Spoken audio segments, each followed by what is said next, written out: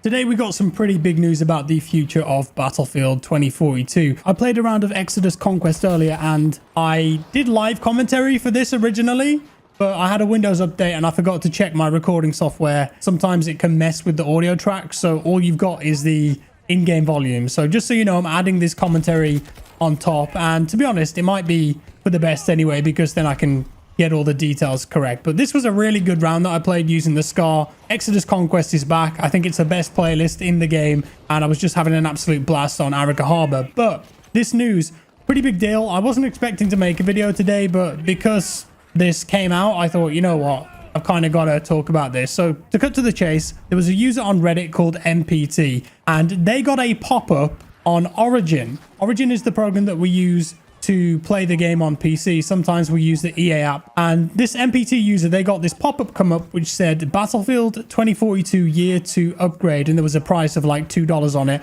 and some text that was placeholder, it seemed.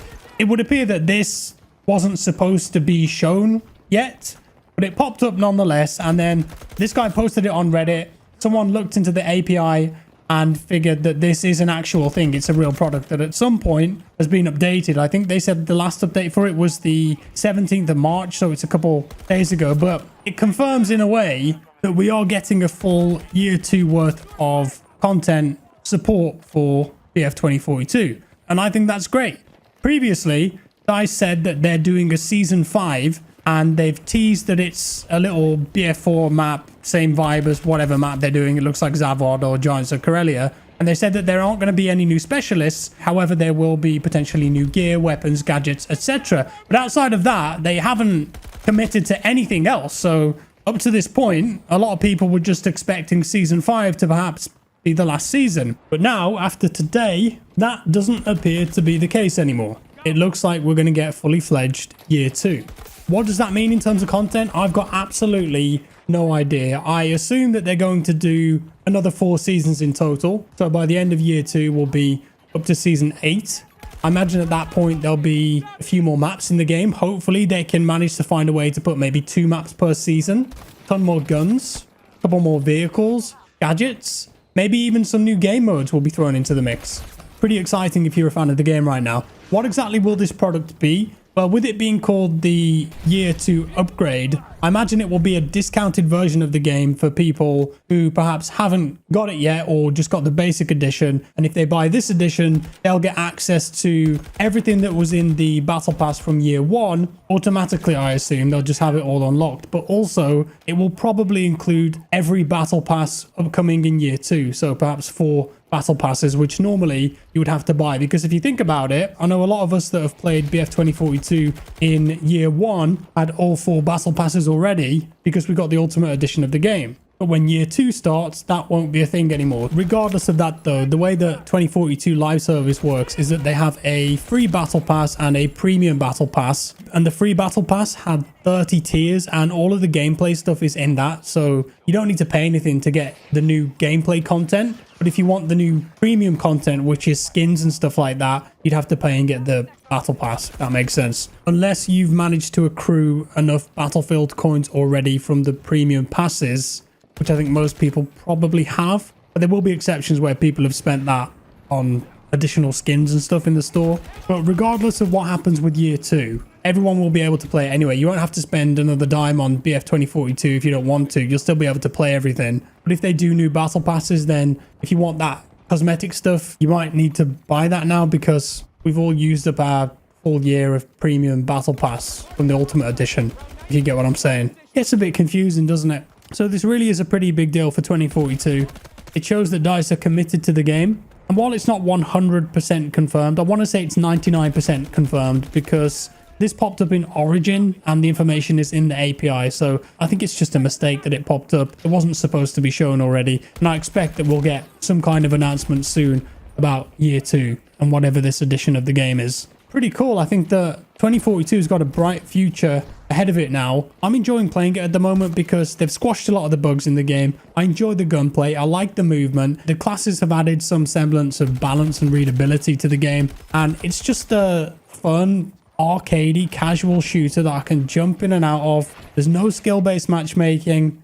I don't have to take it too seriously or try hard all the time or only use meta guns. I can experiment, have a laugh. You can hop on for a few rounds, play with your mates, bit of squad play, maybe make some progress on the weekly assignments, on the battle pass, and then log off. You're done.